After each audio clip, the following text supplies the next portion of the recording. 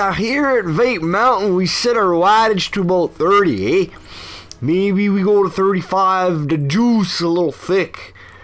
Yeah, it's that vape time again, eh, bud?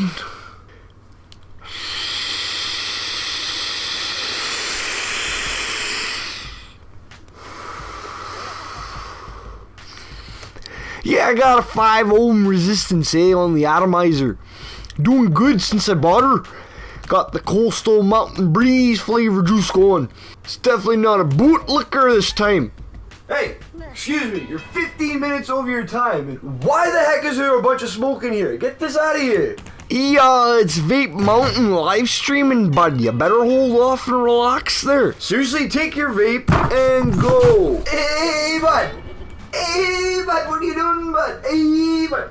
I apologize to the Joe Canuck listeners, but the gang beasts are taking over. It's not sunny today, unfortunately, but rain does make for good soccer weather. We're not playing soccer, to be clear. I'm making an analogy, and we're playing gang beasts. I can't even see the microphone. There's so much of Joe Canuck's vape cloud still left over. Can we get some fans going, please? Get ready for an early access that you'll definitely have some fun with. How much depends on quite a few factors. You're guaranteed some lighthearted violence and entertainment, especially with friends.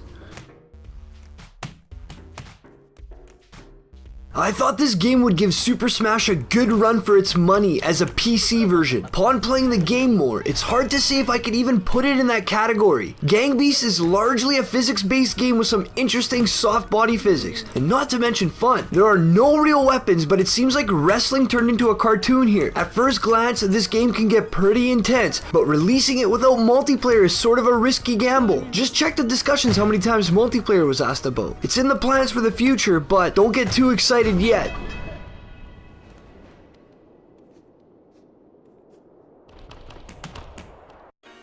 This game is fun and has some seriously different gameplay. The pretense behind the game, as seen in the videos, looks awesome. I would consider the game to be a bash 'em up sort of genre that relies on luck as well as a bit of your skill. As of now, there are a few basic movements: punches with both arms, kicks, jumps, and finally a crouching sort of headbutting feature. Each bumper, assuming you're using an Xbox controller for PC, so RB and LB, controls each individual arm. You can one punch or two punch opponents as you please. Holding the bumpers will make the player hold out their arms, engaging them in a grab position. In this position, players may either grab onto a wall and begin climbing or grab onto another player. Grabbing onto an enemy and pressing Y will lift the enemy into the air. Careful though, the opponent can grab onto you too and attempt to lift you at the same time. When both players are engaged in grabs, it can be difficult to maneuver the opponent where you want. This is where kicks, jumps, and even crouching or headbutting come into play, as it changes the angles and gives your advantage back. To climb a wall, player has to play a little bit with the jump button and the grab buttons. Holding A will have your players sort of scoot up and prepare themselves to launch in the air and grab at a higher altitude. Being able to climb anything in the environment is a pretty cool feature to say the least. It does take some skill to get to where you want to be though.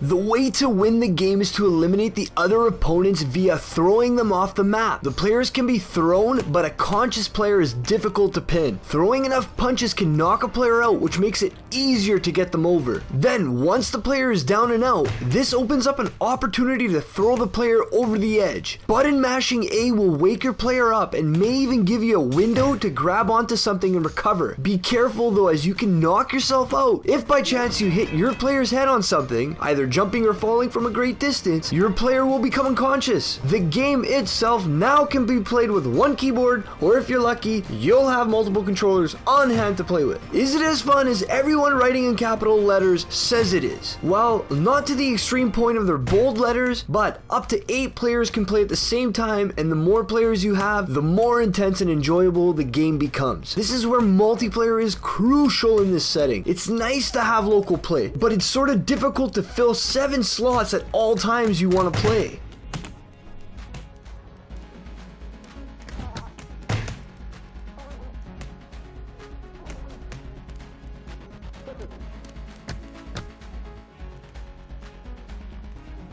The graphics suit the environment and the tone the devs were trying to accomplish. The simplicity but attention to color and detail is what gives this game its own character. The soft body physics, the lights, and the insane level designs is what adds the extra interest. The levels themselves are extremely fun to play in and diverse. The devs have taken to the forums and have asked players where they would like to fight their friends, which is a big positive. Some locations include levels that have grinding wheels in them, fighting on a billboard, on top of crates suspended in midair by a crane, in the Arctic, on moving trucks, a gyro level where fans can push or pull you, and the classic good old ring. The sounds have improved since its inception, and there's even music added to some of the levels and main menus since I started playing. Players can hear other players laugh, get hit, get knocked out, and even make noise when they're moving about or making a move. Both these realms have still ways to go but are definitely on the right track.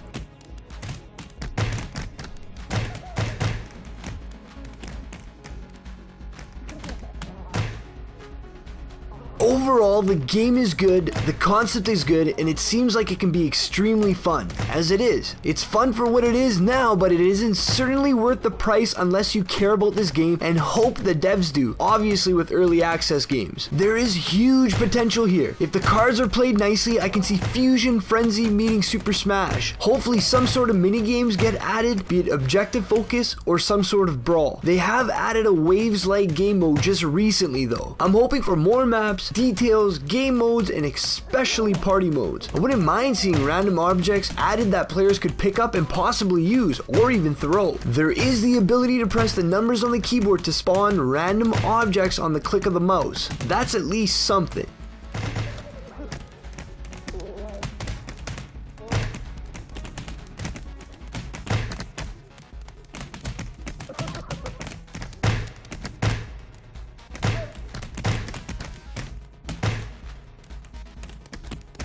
You've probably noticed by now I've been playing with 2 other players. As I've said, you can have 8 players go at it at the same time. I can only imagine when multiplayer jumps in how quickly this game can blow up. I know, I'm being slightly annoying by ringing the bell again, but I feel it's crucial to Gang Beast's success as a game. Even though there are only 2 game modes at the moment, it's still something. AI additions to the game make it better, but the AI is not the most brilliant at the moment. It does add a bit of dynamic to local play, but won't be challenging to returning players. Nonetheless, it's something to play with. Honestly, how does it still smell like fruit juice vapors in here? Anyway, I hope you all get some good insight into Gang Beasts. There is not a lot of content, but there is still enough to keep you happy and entertained. I know that people of all ages who have tried the game out have enjoyed it, and kids get the simple concept. I'm not entirely sure if they will introduce gore for that reason though. Take care, keep it real, and keep on rocking on.